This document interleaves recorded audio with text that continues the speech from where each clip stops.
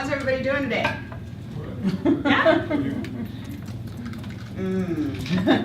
I'll answer that, Sean. Last night, my son had a 101.6 fever. I know, right? Oh, yeah. So I'm excited. I'm excited to be here because as soon as I'm done for the day, I'm going to go home and maybe sleep. I don't know. It's possible. But it's good. It's good. He's fun. Yeah. He gets to spend time with my sister-in-law today because I can't take him to the daycare within 24 hours of fevers. I'm a stickler for those rules. Who knew? Yeah, who knew? Kind of wish other people were too, but. So, today, I've got you for, I don't know, somewhere between 45 minutes and an hour. I was thinking that, if I could do just a little less, right, then we won't go over and over and over, but it happens. There's time. If you want to follow along where I'm headed, it is from the agenda, and it's linked in under Friday. It's going to take you to collaborative documents. And this one, at the top of this page, this is again off of our iTeach page. This has the pedagogy. I'm not going to read this to you. You can go into it. I'm going to take you into some activities. We're going to be doing some hands-on work, and we're going to have discussion. But if you want to understand some other ideas for why you might do it or how you can do it, and specifically that concept of tying it back in to the learning assessment cycle and getting your students to work together, collaborative work, sharing, communicating with each other, and then maybe publishing something out. Maybe one of the designers, if I've got any time at the very end, if you would remind me to show them how to publish a document to the web. But that's low on our list. So this document is linked in, and I'm going to let you know right up front that at the very tail end, if you'd like to provide some feedback, I'd love it. And if you don't want to, hey, it's Friday. No, it would be cool if you did.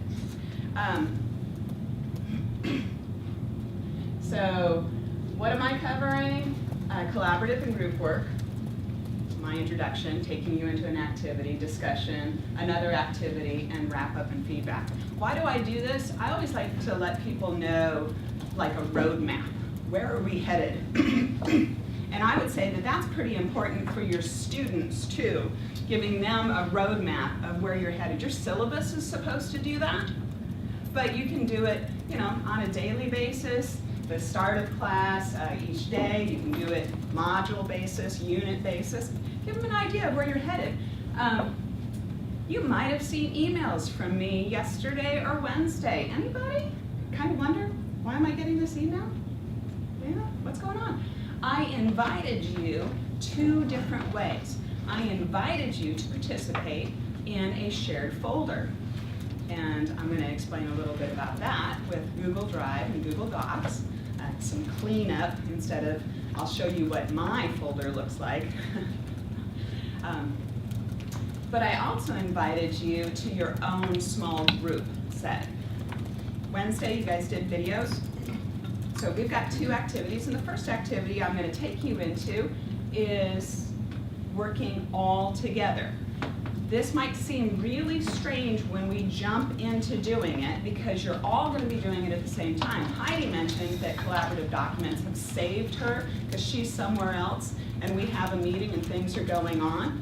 For the most part, when we're working in collaborative documents with our students or with colleagues, it isn't synchronous, it's asynchronous.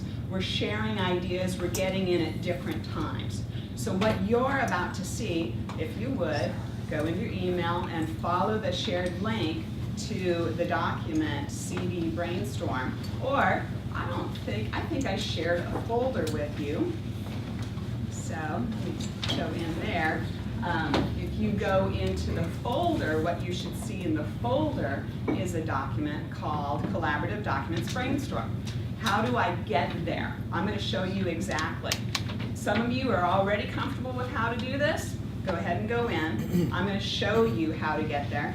I go to my email.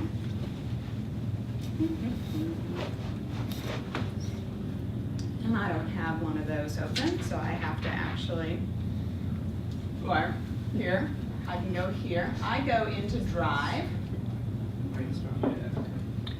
And then in my Drive, not in my starred items, but in my Drive, I told you I was going to show you what this looks like. Sometimes it's hard to find things. So the idea of sharing a folder, you might find something under Shared with Me, or Starred, or Recent in terms of finding things, or you can search for it. So if I search for Collaborative,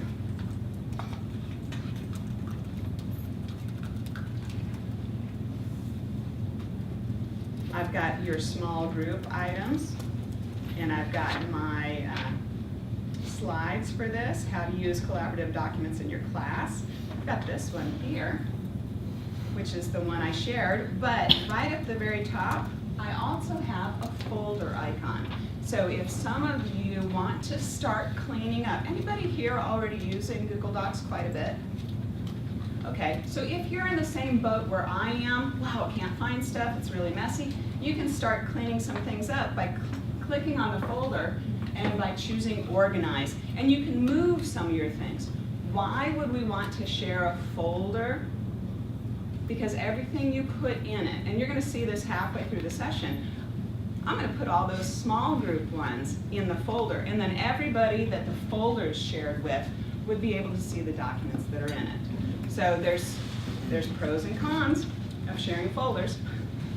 But what I would like to do first is each of you in this document, and if you're not there and you need help, just kind of wave, a designer can help you get to that document. If each of you would think why you might want to have your students collaborate and how you could have them use a shared document to collaborate and share some ideas. You've got a few resources for you. There's some great examples right off the collaborative and group work, some things that you can have them do, but I'd like you to think in terms of your discipline or your class, what you're currently teaching, and go ahead and share an idea. And I'm going to give everybody, how about 4 or 5 minutes so you can think about it and you can type and share with your cohort, your larger group, an idea. Yeah, look at that. And I'm going to jump in 5 minutes and talk to you. I just got to here. Right. Oh, yeah. Oh, wait, let's see. Okay. So I need to click in here so nobody edits. If anybody else needs help, just raise your hand or, okay, great.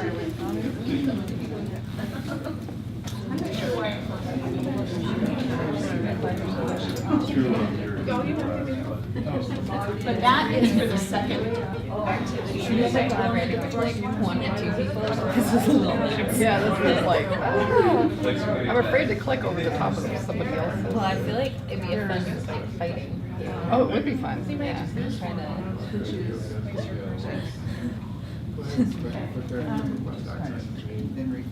Yep, that might be for the small group. If people are seeing request access,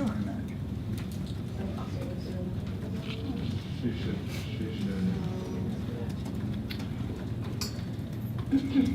yep, you guys, yeah, you followed, okay, so. Well, I think what I'll do is I will move all of those videos into the shared folder. I'll do it now, and everybody should have access then.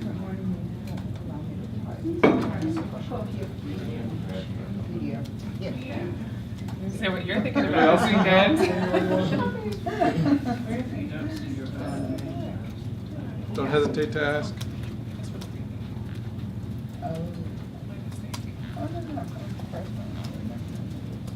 Up there's everybody's name.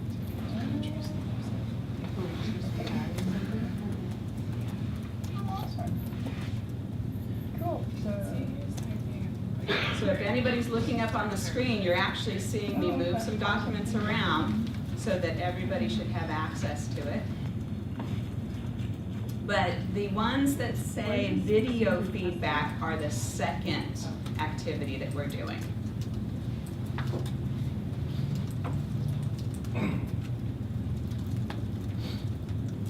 So 2 more minutes on typing up an idea, maybe 3. No rush. Why might you have your students work collaboratively in your discipline or in one of the classes you currently teach? How you already have them work together.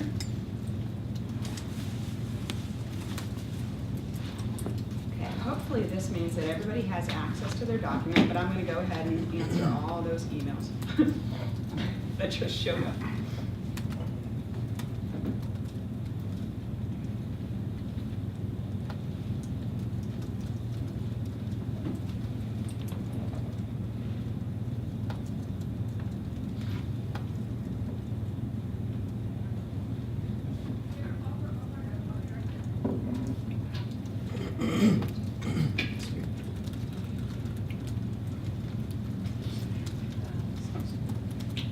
Yeah, can you not have access yet? I got to the page, but I don't know how to start. Okay.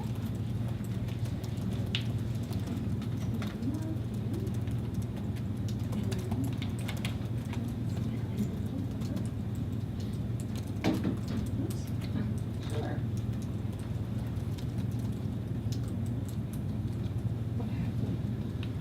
Someone went away.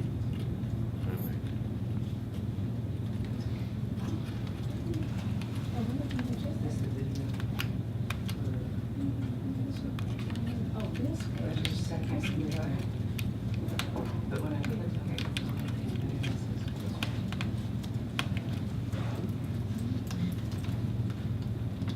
I think we might have a different one. But I guess this is the video is the idea.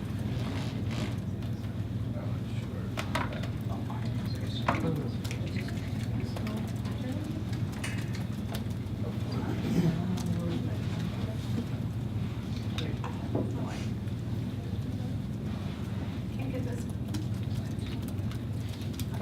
Still need permission?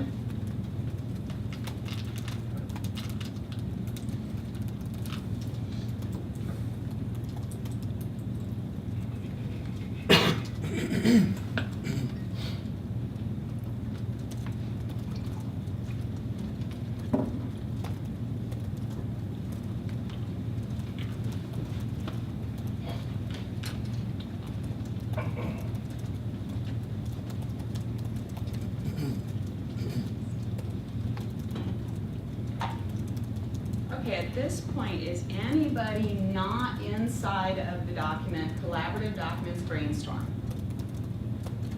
Okay, 1, 2, not inside? Okay. Well, while the designer is getting you in, I'm gonna explain to everybody else under this share that anybody who this has been shared with could invite someone else. Huh. Okay, so they're gonna get in there, but this is something to think about. When you share a document out to your students, I'm kind of lost. they might be able to share it with others. So depending on which permissions you've given them. And I have this, since I've got it in a shared folder, I've actually set it up that anybody with the link Oh, could get in and make edits. You know, so there's different levels of permission. There's different ways you might use collaborative documents. Are you just using it for a work team, for you and a colleague? Then you want it locked down fairly tight. If it's for your class, for everyone in your class, it might not matter. If it's for a document that ultimately you want other people to see when it's done, well, that would be maybe publishing it to the web at the tail end, because you don't want people to be able to edit it at that point, once it's done. But the way that you can share a document or share a folder is by clicking the share icon, blue button top right. Notice all of you guys in here, all your icons, and that they have colors attached to them, red, kind of an orange, a teal color. That's very interesting because inside the document itself, as people are working, you can see who's in it. And I want to point out again this seems very synchronous. We are all doing this at the same time, so it can be kind of chaotic. Some people, as they were getting in to add their idea, where do I even start typing? Other people are typing. And trust me, when we do our weekly meetings, sometimes we type over the top of each other. We have to think a little bit, okay, who's taking the minutes or who's working on it? But it is interesting because you can see who is where. You can also hover over their I-bar and see who it is. But you can see who has done what. So I'm going to talk to you a little bit about what we're doing here with the brainstorm and when we think, could we use collaborative documents for our students? Well, in terms of the learning assessment cycle and your tree, a lot of times instructors will ask me about evidence. And why do they ask me that? Well, their students say, has anybody please, chime in here. Have you had a student come to you and say, I'm doing the majority of the work, right? You assigned group work, and I'm carrying the team. You've seen it, Brian? Sure. Okay, anybody else currently using groups? And students feel like, how are you going to know that I did so much work? There's the flip side of that. If you tell your students right up front that you can check exactly who has done what, it also provides that keeping honest people honest, right? Put a lock on something so that people, maybe don't bust into your shed. Well, tell your students right up front that roadmap, where are we headed? But when you talk to them about either a group project or using a collaborative tool like this, you can tell them. And I will be able to see who's done what. So what I'm showing you is actually, I'm going to share this document with you. Our May team did an amazing job coming up with great ideas for you to use collaborative documents in your class. Wasn't that cool of them? But what also happened is that as they were editing, they gave us a great revision history. And I'm going to show you how you can get to this point, how you can see who's typed what did it look like. So inside of your document, you might notice where it says all changes saved in Drive. If you click on that link, it's going to bring up the revision history. Inside of the revision history, you're going to see people's names and you're going to see colors. So for a moment, stick with me for a moment. If you're using this just for you, you can go back and look at one of your edits 2 or 3 edits ago. Man, I said that so much better last week, right? Before, I had the crazy I Teach week. And I made 6 or 7 edits, they didn't make any sense. So you can go backwards through your own, and when you click on an older version, it takes you to that older version.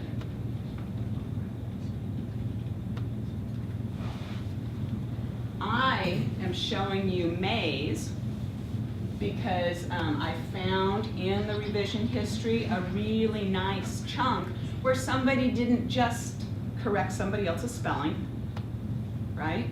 Think about your students. I did so much work. I was in that document. Well, what did they do really? They formatted it. Excuse me, is that really adding substantive content? How, what did they do?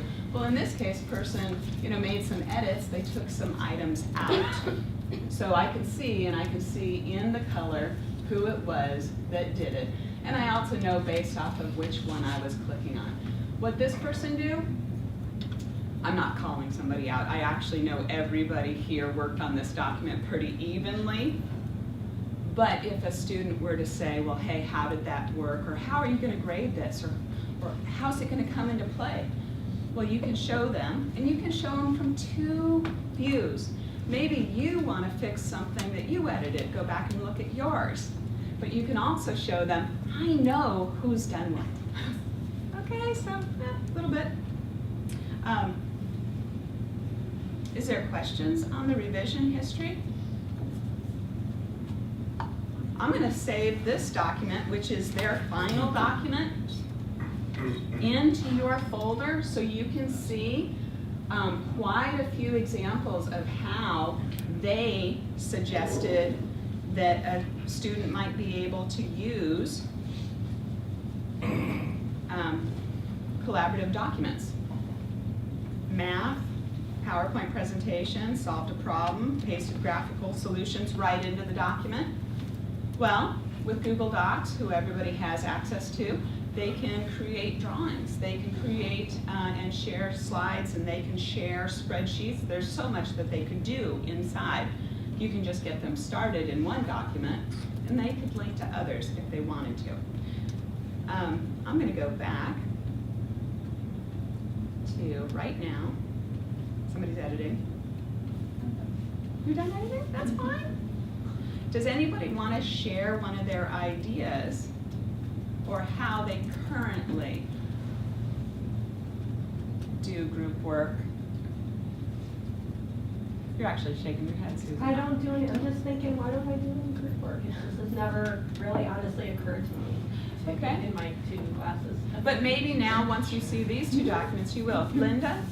I was gonna say, as a student, I didn't like group work, because I was always the person who was Maybe my career. doing all of the work, so I don't give that to my students, but with this, I might reconsider that. Okay, and I'm also going to tell you, based off of what you saw the last 3 days, your student as creator, your student's ability to show you that they know how to do something. You know, I used to really make fun of Google, all hail Google, right? But all the tools that they have here, they can show you. And students get excited that they can show you. They're making portfolio pieces or deliverables. And Amy, you had? Oh, I was just gonna share how I've used it, but, Please do. well, not this though. You just said group work. Group work. No, I've just done it in the classroom, so I have a 400 level class where they do it outside of class, but I tend to do my group work in class to avoid that problem. And so I have them in small groups answering questions, and then they show it by going up and writing on the board afterwards. And so they have to present what they've done in their groups to the entire classroom. Mm-hmm. So it's just the low-tech version of this, and they have to do it in front of their peers, so there's the peer pressure to do well, and there's no hiding if they don't do anything because they're there in the classroom. There's no hiding. There's no hiding. You could choose, you said you started, but they also work on it. You could choose to use Google Docs or Collaborative Docs where you set them up in small groups. Start it in your classroom, but then they also have access to that if they want to work, you know, elsewhere or over the course of the week. See, I'm telling you, it's not synchronous, right? We can all get in, you guys can get in and make edits a month from now into that document and share it with this cohort in terms of, I thought of a great way, or I tried it in my classroom and failed. No, I tried it and this is what came out of it, or here's how I rolled it out to some students. I'm a little bit of ahead, so I don't want to hit your second project quite yet. Yeah, I want a little more discussion, show you a little bit more. Yeah. I couldn't find it. I wasn't paying attention. Revision history, where was Well, let's see that again. Actually, Sean, I would say that people need to see some of these things 2, 3, 4 times before it sort of sinks in. And then remember that Google likes to change things. They move things around on you. Up here where it says all changes are saved in the drive. All changes saved in drive. When you click on that, it pulls up the revision history. Something else, and so you can kind of step your way backward in time. You could look at an early document and you would start to see more changes. and you could really see whether or not the students were working together, or if somebody was, I don't know, shopping at Amazon for diapers. What? I never do that. Can you also see like what one person did like in total? Because that, it seems like it's broken up by. This is points in time. So no, you're not really gonna see their whole, Okay. but you could ask a student, you know, to maybe reflect on the activity and what they felt they gave to the team, which would be kind of an interesting thing to do from a, how do you manage a project, or how do you talk to other people about what you actually did. Yes? So, that one that you're clicked on, if I wanted to see how much, say Darlene had added, would I be able to find that? Or like, how do you know what each person added that certain? You know by the color Do they that's all attached to the people's name. They all have colors. And, So and I'm if gonna- you scroll up, each section has. Yeah. See, I don't really see You don't see it in the document, I think is Oh, what they you're haven't. saying, right? Yeah, here's a color pooling, and here's a lighter pink I have in a workshop, but if I hover over it, it doesn't give me the person's name there. It gave me colors while they were working here, and while they were actively doing something, it actually shows me where they're working. So, you know, how, if you're down to the nitty gritty, how do I know that they did it? This is gonna give you a sense of, did everybody participate? If somebody comes to you and says, I did the majority of the work, right? No, because you can see, well, what, you can just click on theirs, backwards revision, you know, were they making just small edits? But no, it's not like, where's the report? No, no, wouldn't that be nice?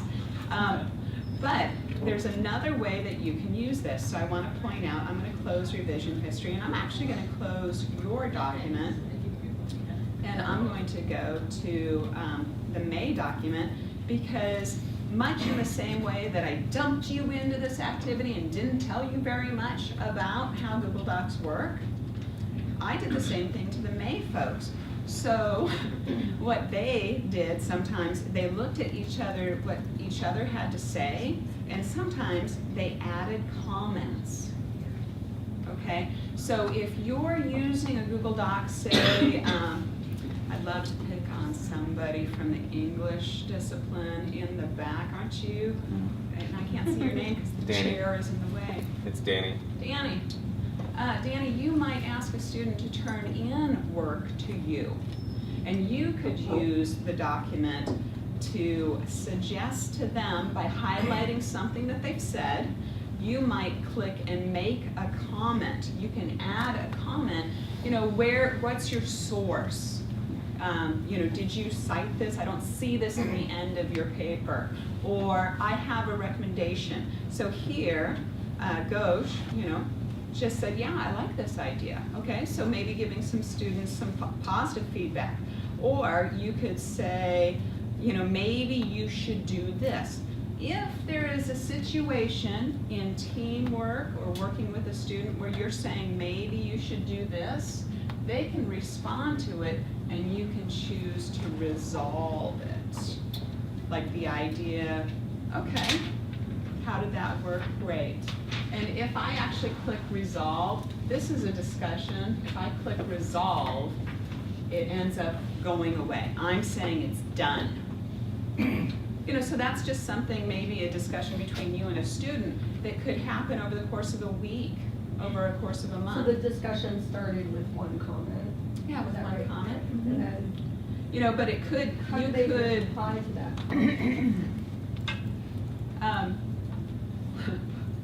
I just drew a blank. I'm calling on you, Heidi. Yeah, so, Is there one that just has one comment? There was one up. See, they've got an yeah, ongoing there's discussion. and And here's a reply Oh, button. okay. there's- Ha, awesome. Yes. If, It's hard for me to see for sure. Is there like a little arrow pointing at the top to where the original discussion, what section it's about? You know, in the little box, the comment box that comes up? When you first start and you want to comment, you would highlight something. Does it keep it highlighted? What's gonna happen when I comment on it, and there's something going on, there was already discussion in that area. So I can add comments and I can reopen discussion. You know what, I'm gonna go into today's document. Okay. So I don't have a lot of debris. I'm gonna choose to comment. Some of you are already starting to comment, great. So, yeah. And now it's highlighted, but that was further down in the document. There it is. No, that's not mine. Yeah, That's not see, mine so either. there's a difference between that comment and insert comment. No, and I wasn't trying to insert comment. Yeah. So the insert comment will highlight, so if you highlight something and then insert comment, that is really specific to that area. And that other comment over there is the document comment. Oh, thank you. Okay, that, Thank you. okay. And at Yeah. some point, did this change? Well, no, because I'm absolutely used to, I highlight a section and I click comment and I can make my comment. So insert comment is specific and the highlighting stays. Until it's resolved. And you can tell it's resolved. But it looks, And you Yeah. can reply. You can reply? Yes, you can reply. So you can have that discussion going, guess what? You guys actually get to test this. What? Because I want you to play around with it with small groups. And does everybody have their headphones?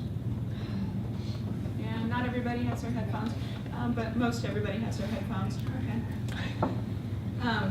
Because I've got another smaller, not the big brainstorming where everybody's working at the same time, but I'd like to put you in small groups, and I did actually invite people in groups of 4 or 5 to smaller documents, where what I'd love for you to do is link out to your video and tell the members of your cohort, you know, like how you might use your video that you made. And if it was just a test, I was just trying out the product, but I'd really like to use a video in my class to do X, feel free to do that.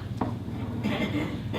The takeaway from this activity is you're getting into a document, you're adding a link. It would be great for you to go and look at the other people's video and give them some feedback.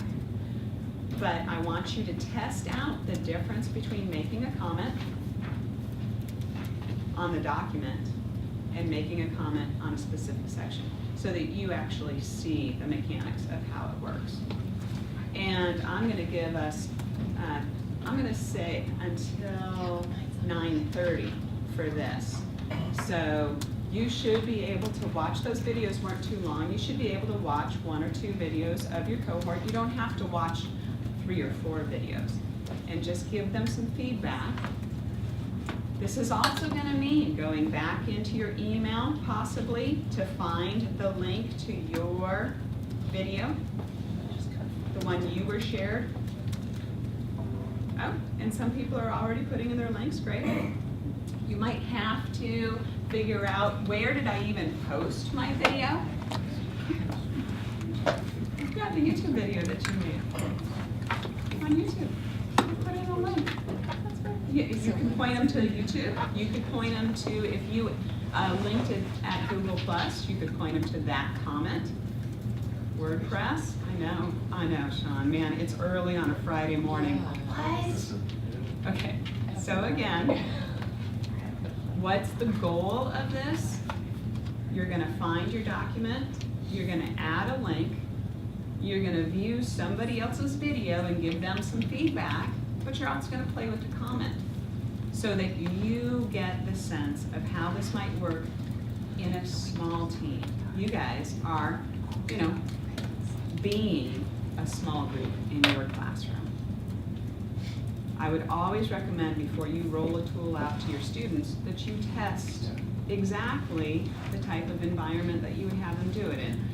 This is not perfect, this is not a perfect test because we're all here in this room, but we don't have the best bandwidth, so it's kind of a nice test in terms of where your students might be.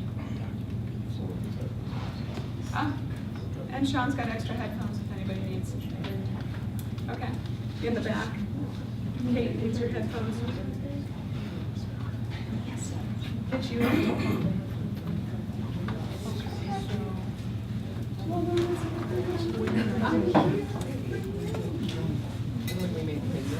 If anyone needs help, just holler. There's a button. You know, back here first. No, you got one. Yeah.